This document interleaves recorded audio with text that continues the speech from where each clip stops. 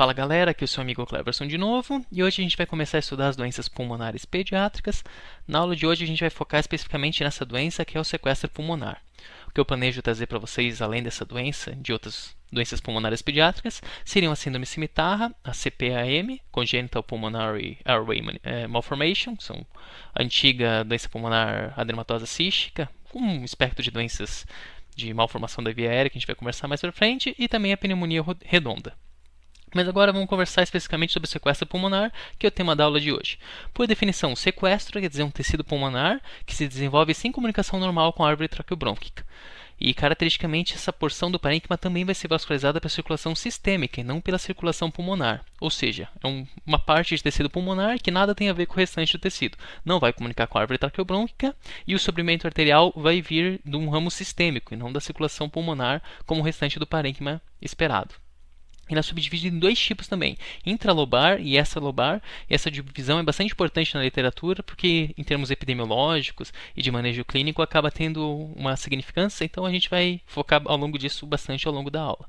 Então, só relembrando, a gente vai ter o pulmão normal, que, como esperado, vai se comunicar com a árvore traqueobrônquica. Nessas crianças com sequestro pulmonar, uma porção do pulmão, devido a algum insulto prévio durante a vida embrionária, vai se mover totalmente independentemente da árvore traqueobrônquica, então não vai ter uma aeração como esperado, e além disso, o suprimento vascular não vai vir da circulação pulmonar, mas sim da circulação sistêmica, em geral um ramo da aorta ou das artérias brônquicas ou qualquer outro segmento que não esteja diretamente relacionado com a circulação pulmonar. Então é um pedaço de pulmão que não tem nada a ver com o restante do parênquima, não está comunicando com a árvore traqueobrônquica e a circulação não é da circulação pulmonar. Falando especificamente sobre o tipo intralobar. Esse é o tipo mais comum, 3 em cada 4, ou seja, 75%. E outra característica que ajuda a diferenciar do extralobar é o revestimento pleural. O sequestro intralobar, em geral, ele tem íntimo contato com o parênquima pulmonar adjacente e ele divide o revestimento de pleura visceral com o restante do pulmão. Então, ele está ali junto com o mesmo revestimento pleural que o restante do parênquima que se desenvolveu normalmente. Em geral, esses pacientes são descobertos na faixa pediátrica por infecções recorrentes ou um paciente que, num raio-x devido a outro motivo, descobre uma massa ou uma consolidação na base pulmonar. Isso é bastante importante, a localização. Em geral, a maior parte dos sequestros pulmonares acontece no lobo inferior e principalmente no lobo inferior esquerdo. Se quiser ser mais específico ainda, seria no segmento basal posterior do lobo inferior esquerdo. Bastante característico, a maioria das imagens que a gente for procurar na internet vai ser justamente nesse local que a gente vai ver. Então, sempre que tiver uma opacidade nessa localização, o sequestro pulmonar na criança entra como um principal diagnóstico diferencial. O primeiro exame sempre é a radiografia, em geral vai ser uma massa ou uma consolidação no lobo inferior esquerdo. Geralmente vai ter margens lobuladas, irregulares, mal definidas. Isso às vezes ajuda você a diferenciar de infecção, junto com dados clínicos e laboratoriais.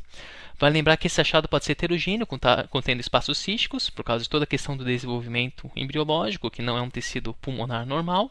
E às vezes essas lesões são tão grandes que ela apresentam efeito de massa no mediastino e no pulmão adjacente, gerando deslocamento. Às vezes o mediastino vai parar totalmente do outro lado. Essa é uma radiografia do artigo um pouquinho antigo. Na radiografia PA não é tão fácil de ver, mas aqui no perfil a gente vê que tem uma opacidade bem delimitada no lobo inferior esquerdo, que a princípio pode ser inespecífico, mas se a gente está lidando com uma criança com infecção pulmonar de repetição, o sequestro pulmonar é sempre um bom diagnóstico diferencial para ter em mente. Já a tomografia é o exame que vai ajudar a gente a entender melhor o que está acontecendo naquela região. Sempre nessa região basilar, somente no lado esquerdo.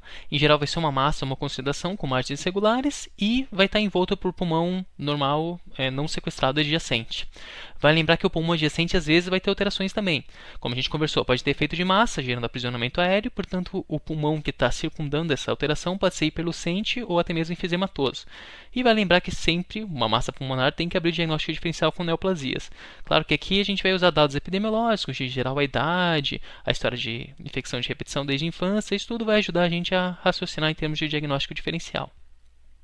O contraste ajuda muito quando a gente está lidando com essa suspeita diagnóstica, principalmente para a gente estudar a vascularização. Em geral, o realce vai ser heterogêneo, as porções sólidas vão realçando, mas tem muitas áreas císticas, geralmente, e essas não vão realçar. Os vasos no interior da lesão podem ser ramificados, porque em geral é um segmento pulmonar anômalo, como a gente viu com comunicação direta com o ramo aórtico, então em geral vai ter uma abundância de vasos ramificando no interior. E a tomografia com contraste pode ajudar a comprovar o suprimento sistêmico, que é um elemento que faz a gente diagnosticar o sequestro pulmonar. Em geral, o mais comum é que seja um ramo arterial da aorta, de um calibre relativamente grande, 6 a 7 milímetros de diâmetro, e 20% dos casos vão ser ramos múltiplos, ou seja, é uma porção de pulmão que tem um suprimento arterial sistêmico e não comunica com a árvore traqueobrônquica, numa criança com infecção de repetição, está praticamente feito o diagnóstico de sequestro pulmonar. Agora, o que é o padrão ouro, para a gente ter certeza que a gente está lidando com um sequestro, é a angiografia, porque ele vai identificar a nutrição desse ramo que está vindo da aorta torácica ou de algum outro segmento da circulação sistêmica e não da circulação pulmonar. Agora, perceba que a gente está falando de nutrição arterial, a gente ainda não falou de retorno venoso. Isso é outro aspecto que ajuda a gente a diferenciar o sequestro intralobar do sequestro extralobar.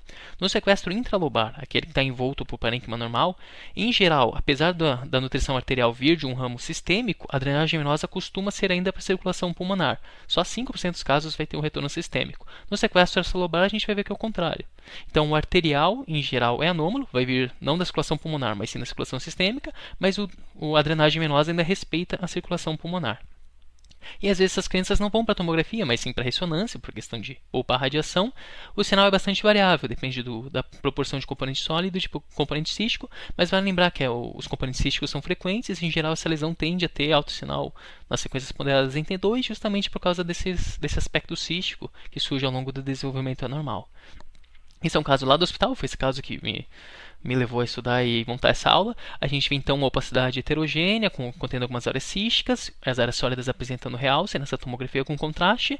E o pulo do gato, a gente vê a história, uma criança com infecção de repetição. E por fim, prestar atenção nesse raminho aqui, o ramo que está levando a circulação arterial para essa opacidade no lobo inferior esquerdo é justamente um ramo arterial. Juntando isso com a clínica e tudo mais, a gente faz o diagnóstico de sequestro pulmonar. Aqui na reformatação coronal, que fica ainda mais fácil de ver, a aorta descendente, o raminho direto, que vai suprir esse segmento anômalo de pulmão no lobo inferior esquerdo. Sequestro pulmonar, dá para bater o martelo. Agora, virando a página, vamos conversar sobre o sequestro extralobar. Além de não ter comunicação com a árvore traqueobrônquica, que é a definição de sequestro, esse tecido pulmonar é supranumerário e completamente independente do restante do pulmão. Enquanto o intralobar ainda dividia o revestimento pleural com o tecido pulmonar normal, aqui não, ele tem o seu próprio revestimento pleural, como o segmento de pulmão é esperado que tenha, mas aqui é um revestimento pleural que o isola do restante do pulmão. Por isso que ele é dito extralobar, ele não tem comunicação de superfície nenhum com o restante do pulmão normal. Embora o sequestro intralobar seja mais comum, o sequestro extralobar é o mais comum no diagnóstico neonatal. Então, uma mãe que vai fazer uma ecografia obstétrica e aparece uma opacidade no lobo inferior, uma imagem hiperecóica no lobo inferior, em geral vai para ressonância magnética, alguma coisa assim, geralmente é um sequestro extralobar. Então, o intralobar costuma ser diagnosticado em crianças mais velhas e o extralobar é o mais comum no diagnóstico neonatal ou até mesmo pré-natal. Crianças que nascem com distresse respiratório, fazem uma radiografia e têm um sequestro pulmonar, geralmente esse sequestro é extralobar, ou crianças que vão fazer uma ecografia e tem aquela imagem hiperecogênica no lobo inferior, ou que cursam com palidrame, edema, CIT, todas essas alterações que a gente está acostumado a estudar nas malformações obstétricas de via aérea. Vale lembrar que esse caso também está associado com outras anomalias do desenvolvimento embriológico, como a maior parte das doenças congênitas. Na radiografia vai ser muito parecido, uma massa no lobo inferior esquerdo, percebam que essa também é a localização mais comum, e o sofrimento vascular vai ser sofrimento vascular sistêmico. De novo, 65 a 90% prefere o lado esquerdo. A localização é bastante variável, não necessariamente vai estar ali no meio do pulmão. Tem casos escritos que está entre o diafragma e a base pulmonar, casos que está totalmente intradiafragmática essa alteração, casos até mesmo no abdômen, no mediastino, ou seja, essa massa pulmonar anômala não necessariamente vai estar envolto pelo pulmão normal, pode estar até lá perdido no meio do abdômen. E o tamanho é bastante variável. Aqui é um exemplo de um sequestro bastante grande. Tudo que a gente vê aqui nesse lado esquerdo é o sequestro, uma massa que está gerando desvio do mediastino para o outro lado. E aqui o equivalente na anatomopatologia, esse aqui é o sequestro pulmonar, tudo que é ver de pulmão alterado, e aqui o coraçãozinho deslocado para o lado. A tomografia também é um método que vai ajudar a gente a raciocinar melhor. Uma massa homogênea heterogênea, com densidade de partes moles e margens bem definidas. Bastante parecido com o que a gente viu no sequestro intralobar. O suprimento vascular sistêmico, que também faz parte da definição da doença, pode ser comprovado no exame com contraste, embora o padrão ouro para isso, como a gente já falou, seja a angiografia. E assim como o sequestro intralobar, ele pode conter cistos, e às vezes faz até uma associação com as malformações congênitas da via aérea, ou seja, o tecido sequestrado, mas também adjacente uma parte de pulmão que anatomopatologicamente corresponde à CPAM. Aqui uma imagem só para vocês verem a questão da vascularização como é importante. A gente tem um ramo aórtico que vai comunicar e levar o suprimento arterial para esse segmento pulmonar mal formado. E o pulo do gato que ajuda a gente a diferenciar o sequestro pulmonar intralobar do extralobar é o retorno venoso. No intralobar, a gente já viu que, em geral, ele respeita a circulação pulmonar. Então, apesar de vir da aorta, ele drena para a circulação pulmonar.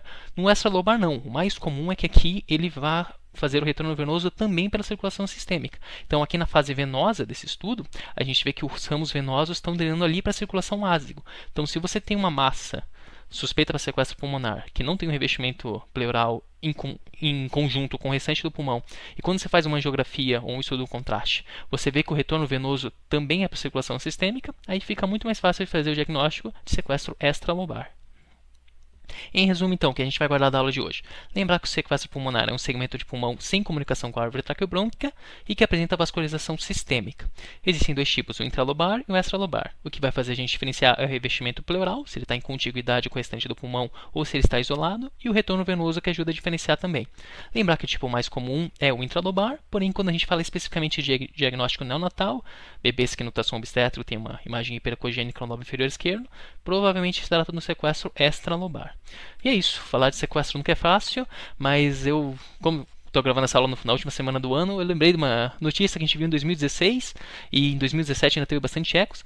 Não sei se vocês lembram das FARC, as Forças Armadas Revolucionárias da Colômbia, uma das muitas guerrilhas que trazem problema aqui na América Latina, que nem o Sendero Luminoso no Peru e tudo mais. Em 2016, o presidente da Colômbia ganhou o Prêmio Nobel da Paz porque ele conseguiu, depois de anos, negociar o fim das FARC, que eram conhecidas por sequestros, atentados e várias outras reivindicações extremamente violentas. Foi um fato que eu não sei se a gente na correria do dia a dia deu bastante valor, mas a gente tem essa imagem histórica ali em que o presidente aperta a mão do líder das FARC e realmente em 2017 o número de sequestros caiu vertiginosamente. As FARC entregaram as armas para a ONU, milhares de fuzis, metralhadoras e tudo mais, e agora eles se organizam como um partido político de verdade, não mais como uma guerrilha. Então mostrando que ainda há um pouco de esperança nesse mundo, mesmo quando a gente fala de coisas terríveis. Isso aí, muito obrigado.